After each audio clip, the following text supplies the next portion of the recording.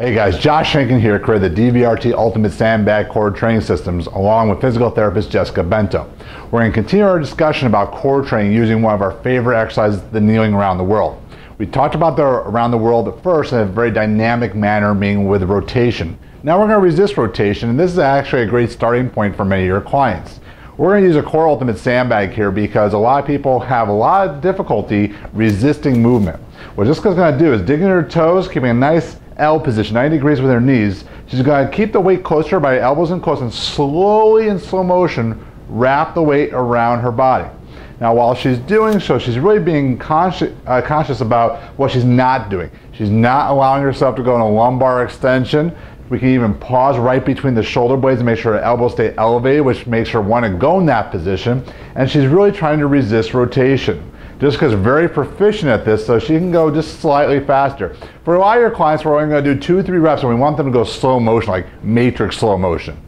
Now, a way we can make this harder is not necessarily going heavier, but having her in the half kneeling position. So now we can identify imbalances in the hip. So she's going to start down by her hip. She's going to come around, so it becomes a lift and chop.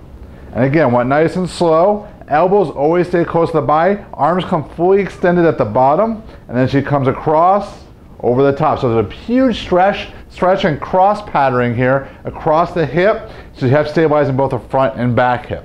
Let's come back up nice and standing Jess. So the cool part is we do that, and that can be corrective. It can be core training, depends upon the goal.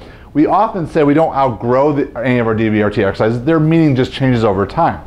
Now we want to layer complexity over time. So what Jessica can do is combine a little rotation in our press out drill to come up with some great core exercises, because we want core training to be dynamic. We want to learn how to both create force and quickly relax. So we're going to do a around the world with rotation into what we call press out squat. So watch Jessica's motion first to see her great footwork as she comes around. Right to the squat, nice. Now we're grabbing the outside handles because we want that extra range of motion.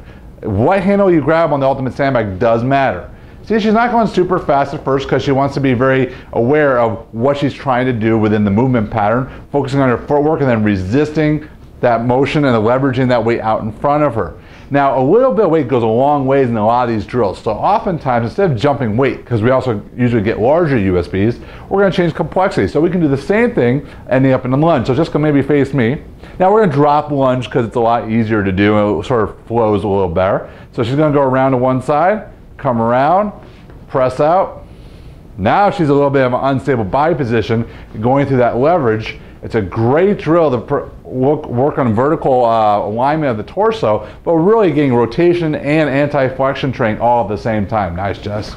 So when you start thinking about core training, start thinking about it a little differently, how you can use the around the world in many different ways. When you see the versatility that our DVRT system allows, you see infinite number of options, not just for a variety of exercises, but solutions to your training needs. Check out these videos and more at dvrtfitness.com.